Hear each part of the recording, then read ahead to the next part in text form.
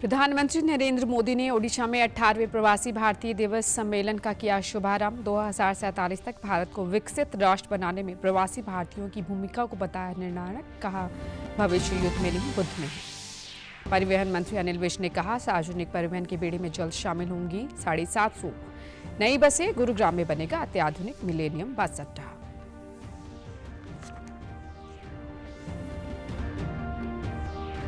और कैबिनेट मंत्री कृष्णलाल पंवार ने अवैध खनन के विपक्ष के आरोपों को बताया निराधार। कहा, प्रदेश में कहीं भी नहीं हो रहा है अवैध खनन।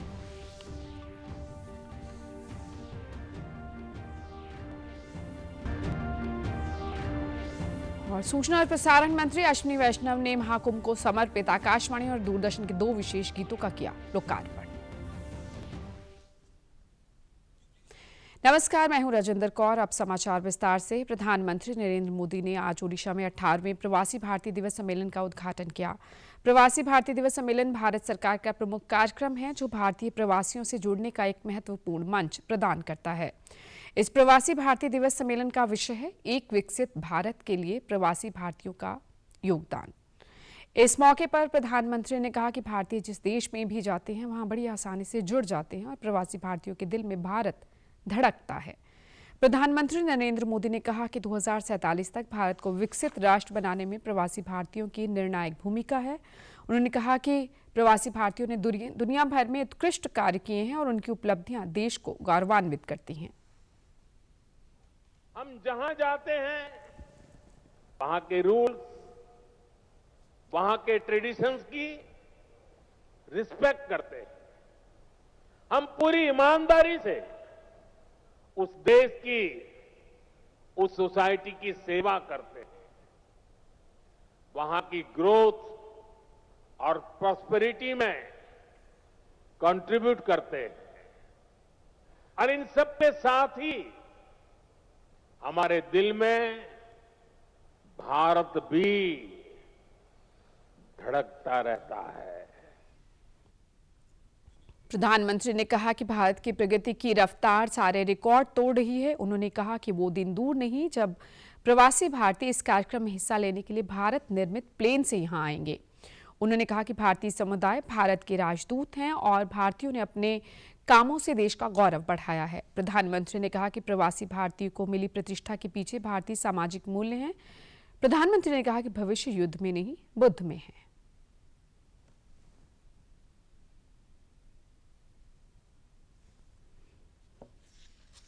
प्रगति की गति सारे रिकॉर्ड तोड़ रही है। आज Bharat made in India fighter jet बना रहा है, ट्रांसपोर्ट एयरक्राफ्ट बना रहा है। और वो दिन भी दूर नहीं जब आप किसी मेड इन इंडिया प्लेन से ही प्रवासी भारतीय दिवस मनाने भारत आएंगे। प्रधानमंत्री ने प्रवासी भारतीय एक्सप्रेस को हरी झंडी दिखाकर रवाना किया, जो प्रवासी भारतीयों के लिए विशेष पर्यटक रेलगाड़ी और भारत में पर्यटन और धार्मिक महत्व के लिए कई स्थलों की यात्रा करेगी। दिल्ली के निजामुद्दीन रेलवे स्टेशन से रवाना होने वाली यह ट्रेन 3 सप्ताह तक भारतीय प्रवासियों को देश भर के विभिन्न धार्मिक और पर्यटन स्थलों पर ले जाएगी। इसके अतिरिक्त कई सदियों से ओमान में बसे भारतीयों की ऐतिहासिक यात्रा को एक प्रदर्शनी के जरिए विशेष तौर पर प्रवासी भारतीय कार्यक्रम में दर्शाया गया। प्रधानमंत्री ने प्रदर्शनी में प्रवासी भारतीयों की यात्रा और उनकी उपलब्धि को भी देखा। इस सम्मेलन के दौरान कई देशों से भारतीय मूल के व्यक्ति बड़ी तादाद में हिस्सा ले रहे हैं। विदेश मंत्री डॉक्टर एस जयशंकर ने अपने संबोधन में इस बात पर जोर दिया कि ओडिशा में प्रवासी भारतीय दिवस सम्मेलन की मेजबानी सरकार की पूर्वोदय नीति को दर्शाती है, जो पूर्वी भारत के विकास और सांस्कृतिक समृद्धि को प्रदर्शित करती है। उन्होंने कहा कि वैश्वीकरण के दौर में प्रवासी हर गुजरते साल के साथ और भी महत्वपूर्ण होते जा रहे हैं। उन्होंने कहा कि भारत में लोगों को ध्यान में रखकर किए जाने वाले बदलावों से प्रवासी भारतीयों को भी लाभ मिलता है। आगे बढ़ते हैं। परिवहन मंत्री अनिल विज ने कहा कि विभाग जल्द ही 750 नई बसें खरीदने जा रहा है। इन सभी बसों की फिटनेस के लिए इलेक्ट्रॉनिक सेंटर बनाए जाएंगे। उन्होंने कल गुरुग्राम के बस अड्डे का औचक निरीक्षण किया और रोडवेज महाप्रबंधक को बस अड्डे में साफ सफाई के निर्देश भी दिए। इस दौरान मीडिया से बातचीत करते हुए उन्होंने बताया कि गुरुग्राम वासियों को एक अत्याधुनिक मिलेनियम बस अड्डा बनाकर दिया जाएगा, जिसमें सभी प्रकार की मूलभूत सुविधाएं सवारियों के लिए उपलब्ध रहेंगी। परिवहन मंत्री ने कहा कि गुरुग्राम में नए बस अड्डे के लिए जमीन ले ली गई है और इसके लिए डीपीआर बनाई जा रही है। जल्द ही नए बस अड्डे का काम शुरू कर दिया जाएगा।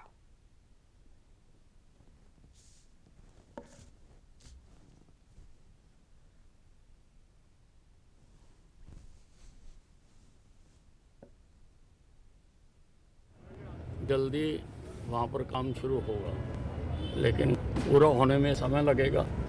तब तक इसी जगह पर लोगों को सारी सुविधाएं मिलें। यहाँ पर साफ सफाई हो, पीने का पानी मिले, जो यहाँ पर कंटेने हैं वहाँ पर अप्रूव्ड खाने की चीज़ें मिले, ताकि लोग बीमारियाँ लेके ना आ जाएं, धूल ना उड़े यहाँ पर। कि बस स्टैंड के बाहर अगर तेरे को कोई बस खड़ी मिले तो उसको खींच के थाने ले जाए। परिवहन मंत्री ने कहा कि राज्यों के किसी भी बस अड्डे पर अनअप्रूव्ड चीजें नहीं बेचने दी जाएंगी। बस अड्डों पर सवारियों को स्वच्छ खाने पीने की चीजें मिले, इसके लिए हमने नीति बनाई है। इन चीजों की गुणवत्ता की जांच के लिए उन्होंने खाद्य सुरक्षा अधिकारी को बस अड्डे पर सवारियों को मिलने वाली खाने पीने की चीजों के सैंपल भरने के निर्देश दिए। इसके बाद उन्होंने गुरुग्राम के हरियाणा विद्युत प्रसारण निगम के कार्यालय का भी निरीक्षण किया और वहां पर कार्य करने वाले कर्मचारियों से बातचीत कर फाइलों को देखा। उन्होंने निर्देश दिए कि उपकरण खरीद की फाइल की जांच ऊर्जा विभाग के अतिरिक्त मुख्य सचिव से करवाई जाएगी। गर्मियों में बिजली की मांग बढ़ने को लेकर पूछे गए सवाल के जवाब में उन्होंने कहा कि इस बारे में हमारा सारा इंतजाम है। उन्होंने बताया कि पानीपत में 800 मेगावाट का थर्मल पावर प्लांट लगना है, उसकी आज हमें एनवायरनमेंट क्लियरेंस मिल गई है और साथ ही क्रियान्वयन एजेंसी द्वारा इस पर कार्य आरंभ करवा दिया जाएगा।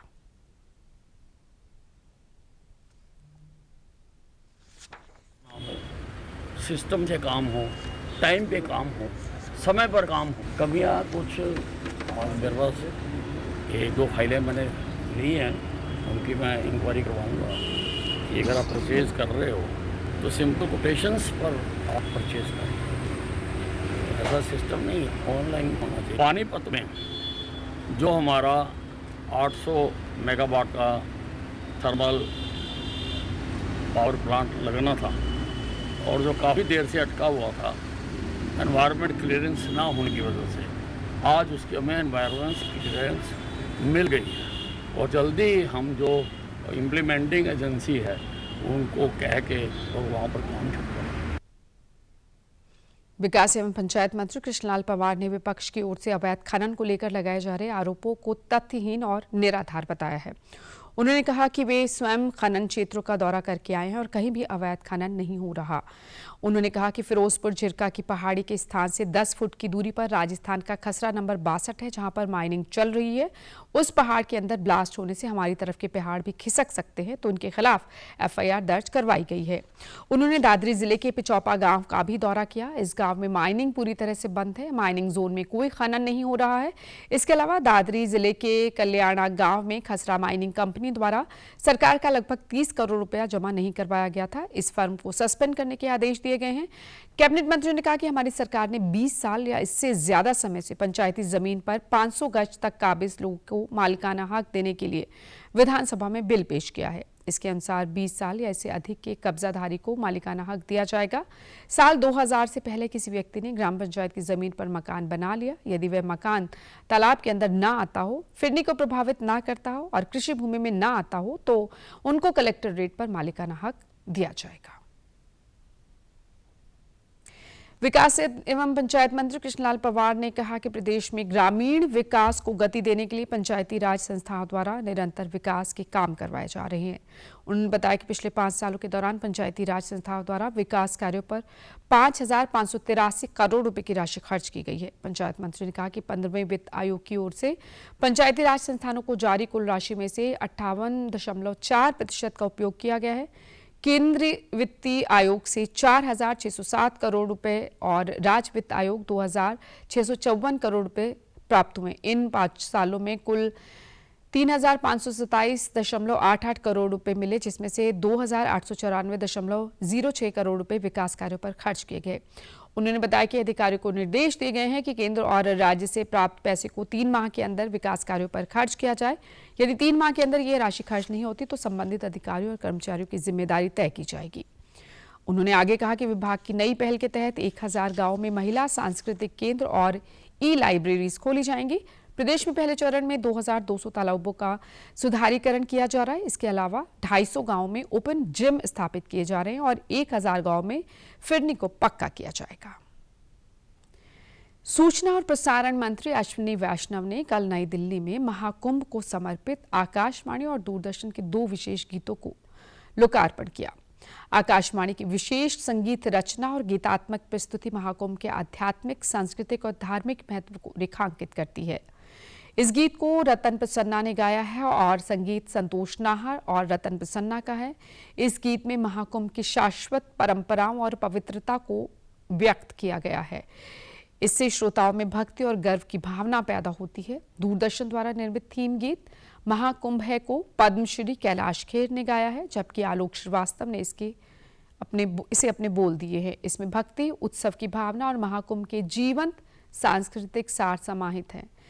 इस मौके पर प्रसार भारती के अध्यक्ष नवनीत कुमार सहगल, मुख्य कार्यकारी अधिकारी गौरव द्विवेदी, दूरदर्शन की महानिदेशक कंचन प्रसाद और आकाशवाणी की महानिदेशक डॉक्टर प्रज्ञा पालीवाल गौड़ भी मौजूद थी।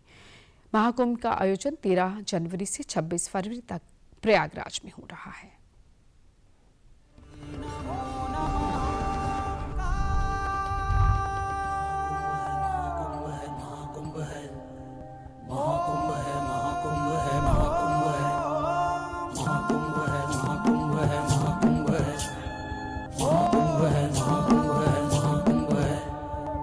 गण शिव शिव शंभु शंभु है महाकुंभ है, महाकुंभ है, महाकुंभ है, महाकुंभ है। राम त्रिवेणी शंभु शंभु है महाकुंभ है, महाकुंभ है, महाकुंभ है, महाकुंभ है। छोटी काशी कहे जाने वाले भिवानी में साधु संत महाकुंभ की तैयारियों में जुट गए हैं। लगभग सभी गद्दियों से जुड़े साधु संत 10 जनवरी को महाकुंभ के लिए प्रस्थान करेंगे और 3 मुख्य स्नान के बाद वापस अपने आश्रमों में लौट आएंगे। महाकुंभ के भव्य आयोजन को लेकर जूना अखाड़ा के श्री महंत अशोक गिरे ने बताया कि यह 12 सालों में लगने वाला विशेष महाकुंभ है। इसका महत्व देवासुर संग्राम में जुड़ा हुआ है, जब समुद्र मंथन के दौरान देवताओं और असुरों के बीच अमृत को लेकर युद्ध छिड़ा था। तब प्रयागराज में अमृत को छिपाया गया था और उसकी कुछ बूंदें यहाँ पड़ी थी। इसके कारण प्रयागराज का विशेष महत्व है। अमृत की रक्षा करने में इस स्थान को विशेष महत्व दिया जाता है। प्रयागराज को तीर्थों का राजा भी कहा जाता है। उन्होंने बताया कि जूना अखाड़ा ने महाकुंभ को लेकर अपनी सभी तैयारियां पूरी कर ली हैं। सरकार की तरफ से महाकुंभ में साधु संतों के लिए खास व्यवस्था की गई है। 13 जनवरी से प्रारंभ होकर 26 फरवरी तक रखा है, लेकिन जो साधु संत है वो केवल 3 स्नान करेंगे, मकर संक्रांति, मौनी अमावस्या और बसंत पंचमी, जो कि 3 फरवरी को पूर्ण हो जाएगा। जिससे साधु संत अपने आश्रमों में आ जाएंगे। देवासुर संग्राम हुआ था तो तब देवताओं ने मंथन किया था राक्षसों ने साथ मिलकर, जिससे अमृत की प्राप्ति हुई थी। उस अमृत को छुपाने के लिए राक्षसों से तो उसकी कुछ बूंदें प्रयागराज पड़ी थी और वह विशेष तिथियों में पड़ती है जब बृहस्पति सूर्य अपनी श्रेष्ठ राशि में होते हैं, तब कुंभ मेला पड़ता है। यानी कि सब ये जितना भी कुंभ आएगा, उज्जैन का प्रयागराज है, उज्जैन, हरिद्वार, त्र्यंबकेश्वर है, ये बृहस्पति की राशि पर चलता है। तब उज्जैन आएगा तो बृहस्पति सिंह राशि में हो जाएंगे, सिंह राशि के अंदर जो मित्र राशि है, और वहाँ आने से बृहस्पति जब घूमता है तब पूरा कुंभ बढ़ता है। और उसी दौरान जब बृहस्पति यानी गुरु आएगा, आम आदमी के मंगल काम करने के लिए बृहस्पति का उदय होना, गुरु का आना सौभाग्यशाली होता है। इसीलिए कुंभ मेला जो 4 स्थान पड़ता है, अब मंगल, बृहस्पति और सूर्य और साथ में चंद्रमा, इन्होंने रक्षा की थी। हरियाणा विद्यालय शिक्षा बोर्ड ने 10वीं और 12वीं परीक्षाओं की तिथियों की घोषणा कर दी है।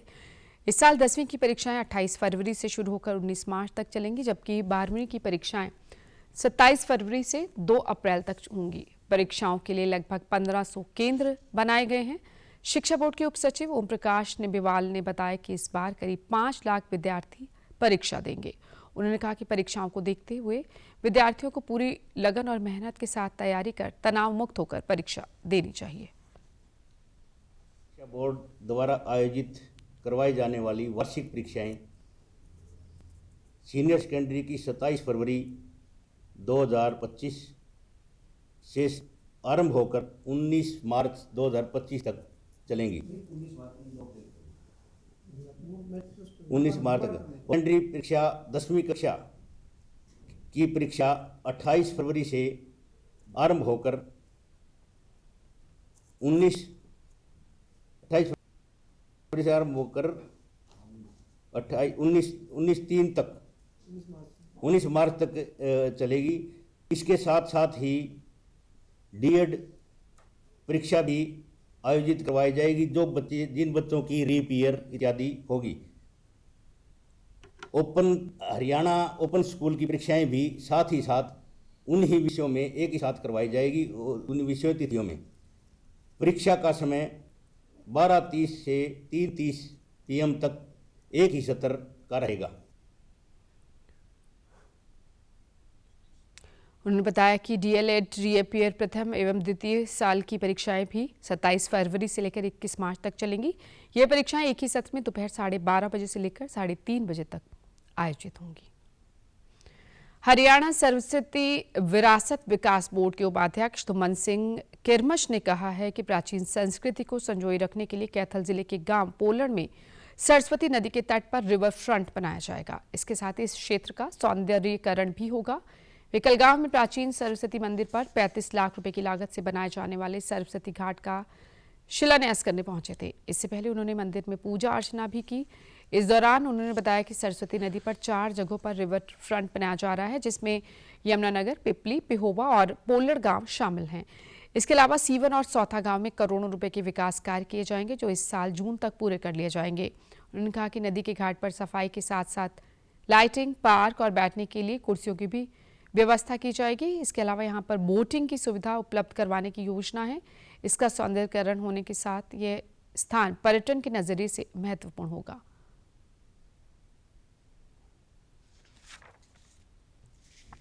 फ्रंट का जो उद्घाटन है माननीय मुख्यमंत्री नायब सैनी जी 29 तारीख को आदि बद्री में बहुत बड़े कार्यक्रम है उसका शुभारंभ करेंगे। वो लगभग 3.5 करोड़ का पूरा प्रोजेक्ट है ये, इस पुल से लेकर पीछे तक मंदिर तक का। और आज अपने घाट का है माननीय कुलवंत विधायक जी, जो कुलवंत बाजीगर जी पूर्व विधायक हैं, इनके साथ हमने ये 35 लाख का जो घाट अब यहाँ पर हमने आज शुभारंभ किया है। तो यहाँ इस क्षेत्र की सुंदरता बढ़ाना, यहाँ पर बोटिंग का हमारा प्लान है और यहाँ की ब्यूटिफिकेशन हमारा प्लान है, यानी कि एक टूरिस्ट हब यहाँ पर बनाने की हमारी प्लान है। क्योंकि ये लगभग जो सड़क जो जाती है ये पंजाब का एरिया, उसके बाद आगे लग जाता है और 2 प्रदेशों को टच करता है। तो कैथल के लोग भी और हमारी इस क्षेत्र के लोग भी यहाँ पर आए, माता सरस्वती के दर्शन करें और इस प्रोजेक्ट का हिस्सा बने। इसको लेकर आज हम यहाँ पर इस शुभारंभ आज हमने किया है। उधर कृषि मंत्री श्याम सिंह राणा ने सिरसा के मल्लिका गांव के फल उत्कृष्टता केंद्र का दौरा कर प्रगतिशील किसानों से बातचीत की। इस दौरान उन्होंने कहा कि कृषि क्षेत्र में आधुनिक तकनीक के प्रयोग और जैविक खेती को अपनाने पर जोर दिया है। उन्होंने कहा कि केंद्र और प्रदेश सरकार ने किसान हित में अनेकों प्रभावी कदम उठाए हैं, जिनका सीधा लाभ हरियाणा के किसानों को मिल रहा है। प्रदेश को कृषि और फल और सब्जी उत्पादन में सिरमौर बनाते हुए निर्यात के क्षेत्र में भी बड़ी सफलता प्राप्त की जा सकती है। उन्होंने प्रगतिशील किसानों से बेहतर कृषि सुविधाओं को लेकर विस्तार से चर्चा की। कृषि मंत्री ने कहा कि सरकार किसान हित के लिए वचनबद्ध है और सरकार किसानों की समस्याओं का 100% समाधान करेगी। सरकार ने किसानों की आर्थिक स्थिति को मजबूत करने और उनकी आय को दोगुना करने के लक्ष्य को ध्यान में रखते हुए कई योजनाएं लागू की हैं। उन्होंने कहा कि FPO बनाने की पहल से किसानों को बाजार में बेहतर मूल्य प्राप्त हो रहा है। कृषि मंत्री ने किसान उत्पादक संघ द्वारा आयोजित कार्यक्रम में शिरकत की और गांव अबू शहर में किन्नू वैक्सीन प्लांट का निरीक्षण भी किया। इस दौरान MIDH के तहत 3 किसानों को ट्रैक्टर और अन्य कृषि यंत्र भी वितरित किए।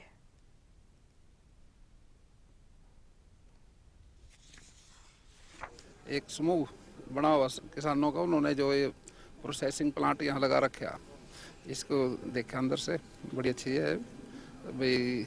जब मार्केट डाउन हो तो इसमें स्टोरेज भी है, जब रेट अच्छा है फिर उसको बेच सकते हैं। किसानों को फ़ायदा है इससे।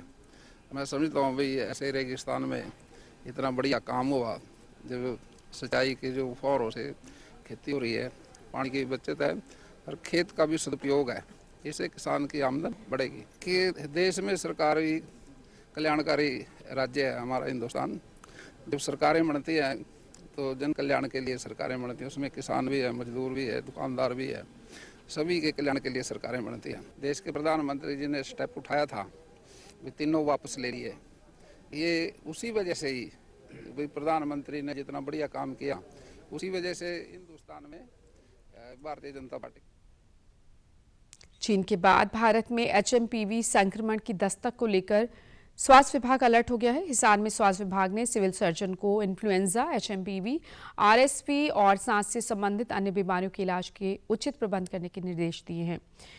नागरिक अस्पताल हिसार के उप सिविल सर्जन डॉक्टर सुभाष खतरेजा ने बताया कि एचएमपीवी वायरस के सामान्य सर्दी जुकाम की तरह ही लक्षण होते हैं। खांसी, गले में खराश, नाक से पानी बहना और सांस लेने में तकलीफ जैसे लक्षण एचएमपीवी वायरस से ग्रस्त रोगियों में देखे गए हैं। उन्होंने कहा कि यदि किसी रोगी में ऐसे लक्षण दिखाई देते हैं तो उसे नज़दीकी डॉक्टर से सलाह लेनी चाहिए। उन्होंने बताया कि 5 साल से कम उम्र के बच्चों में इस रोग के लक्षण देखे गए हैं। उन्होंने बताया कि अस्पताल में ऑक्सीजन कंसंट्रेटर और वेंटिलेटर सहित जरूरी उपकरणों की जांच कर ली गई है। उपमंडल, सामुदायिक और प्राथमिक स्वास्थ्य केंद्र के अधिकारियों को एचएमपीवी से संबंधित दिशा निर्देश से अवगत करवाया गया है। सभी को अपने केंद्रों के उपकरणों को दुरुस्त रखने के निर्देश दिए गए हैं।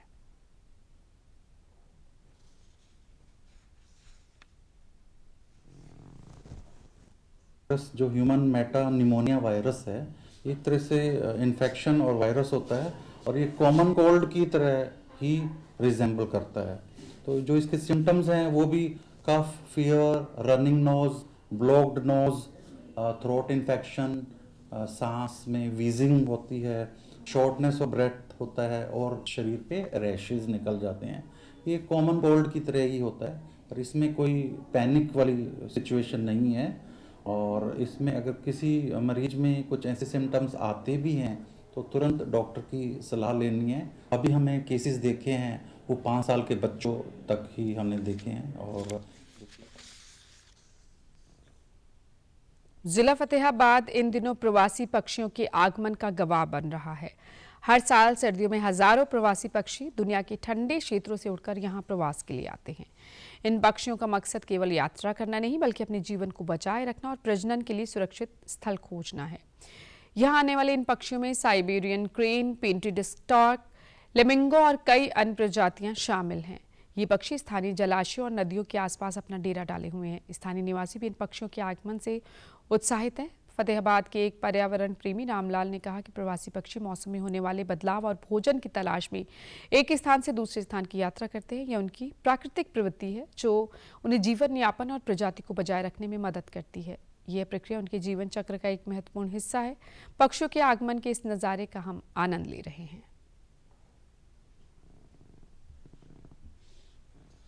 प्रवासी पक्षी जो हमारे यहाँ आते हैं ये लाखों किलोमीटर दूर से चलकर आते हैं और ये हर साल हमको देखने को मिलता है कि जब इनके यहाँ पे गर्मी या सर्दी का मौसम होता है ये अपने भोजन की तलाश में इधर से मतलब अगर वहाँ इनके इलाके में अगर गर्मी ज़्यादा होती है तो ये ठंड वाले इलाके में आ जाते हैं ताकि इनको भोजन के लिए इधर उधर भटकना ना पड़े। यहाँ पे ये अपना जीवन यापन अच्छे तरीके से कर सकते हैं। इसलिए ये लाखों किलोमीटर से यात्रा करके यहाँ पर अपने आ जाते हैं। तो ये जो प्रवासी पक्षी हैं ये एक स्थान से दूसरे स्थान इसलिए जाते हैं ताकि इनको अपने पेट भरने के लिए भोजन मिल सके। क्योंकि हमने देखा है कि जब भी कहीं ज़्यादा सर्दी पड़ती है तो ये अनुकूल अपने लिए वातावरण ढूंढते हैं। तो हमारे एरिया में हर साल हमें देखने को मिलता है कि लाखों की संख्या में प्रवासी पक्षी आते हैं और यहाँ पर करीबन 7 से 8 महीने रहते हैं और उसके बाद फिर से अपने को लिए अनुकूल जगह ढूंढेंगे और दूसरी जगह चले जाएंगे। सर्द मौसम और घना कोहरा यात्रियों के लिए मुश्किलों का सबब बना हुआ है। अंबाला में कोहरे के चलते कई ट्रेनें प्रभावित हुई। रेलवे स्टेशन पर यात्री अपनी ट्रेन का इंतजार करते हुए ठिठुरते नजर आए। सीनियर डीजीएम नवीन कुमार ने बताया कि रोजाना बढ़ती धुंध के साथ कई ट्रेनें प्रभावित हो रही हैं। ट्रेन स्टेशन पर देरी से पहुंच रही हैं। उन्होंने कहा कि स्टेशन पर उद्घोष के जरिए पैसेंजर को सही जानकारी दी जा रही है। उन्होंने बताया कि जो ट्रेनें कैंसिल की जा रही हैं उसकी जानकारी रेलवे की साइट पर देने के साथ साथ स्टेशन पर भी डिस्प्ले की जा रही हैं। यात्रियों का रिफंड प्रोसेस किया जा रहा है। वहीं उन्होंने यात्रियों से अपील की कि वे रेल विभाग की साइट पर जाकर पहले ही अपनी ट्रेन की स्थिति जान लें और इसके अनुसार ही यात्रा करें।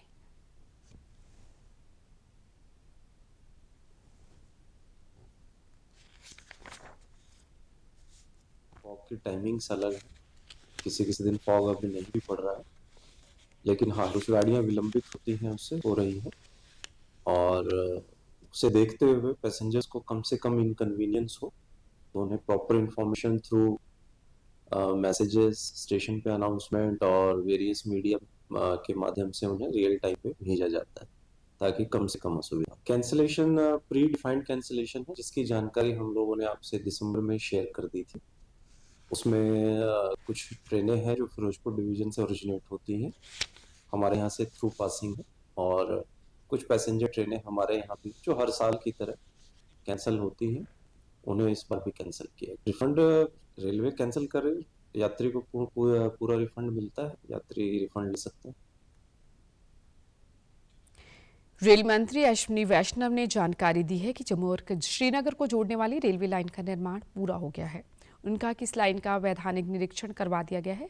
उन्होंने इस उपलब्धि को भारतीय रेलवे के लिए ऐतिहासिक क्षण बताया। उन्होंने परियोजना को महत्वपूर्ण बताते हुए जम्मू कश्मीर में संपर्क और विकास के लिए परिवर्तनकारी बताया। उन्होंने इस परियोजना को इंजीनियरिंग का चमत्कार कहा। कटरा बनिहाल खंड के 111 किलोमीटर में से 97 किलोमीटर सुरंगें बनाई गई हैं। उन्होंने कहा कि 215 किलोमीटर पहुंच मार्गों का नेटवर्क भी बनाया गया है। रेल मंत्री ने बताया कि 359 मीटर की ऊंचाई वाला दुनिया का सबसे ऊंचा रेलवे आर्क ब्रिज चिनाब नदी पर बनाया गया है। अत्याधुनिक वंदे भारत एक्सप्रेस ट्रेन इस नए मार्ग पर चलेगी, जिससे यात्रियों को यात्रा का नया अनुभव मिलेगा। उचाना के ग्रामीण विद्यार्थियों को अंग्रेजी पढ़ाने के लिए काब्रच्छा गांव की चौपाल में जेबीटी टीचर राजेश कुमार 2 घंटे निःशुल्क कोचिंग दे रहे हैं। शीतकालीन अवकाश के दौरान पहली से लेकर 12वीं कक्षा तक के करीब 60 विद्यार्थी हर रोज चौपाल में अंग्रेजी विषय को पढ़ने के लिए आते हैं। प्रार्थना सभा से इस क्लास की शुरुआत की जाती है। राजेश कुमार गुरुग्राम जिले में जेबीटी टीचर के तौर पर कार्यरत हैं। वे इन दिनों गांव में अंग्रेजी पढ़ा रहे हैं। इसके लिए गांव की चौपाल को चुना गया, जहां पर अब हर रोज सुबह विद्यार्थी पढ़ने के लिए पहुंचते हैं। उन्होंने कहा कि ग्रामीण अंचल के विद्यार्थी अंग्रेजी विषय में कुछ कमजोर होते हैं। अंग्रेजी विषय के चलते विद्यार्थी पढ़ाई से भी बचने लगते हैं। उनका प्रयास है कि गांव के विद्यार्थियों को भी अंग्रेजी का ज्ञान होने के साथ साथ उनकी अंग्रेजी पर पकड़ मजबूत बने। इस तरह की कोचिंग मिलने से विद्यार्थियों की रुचि अंग्रेजी विषय को पढ़ने के लिए बढ़ेगी।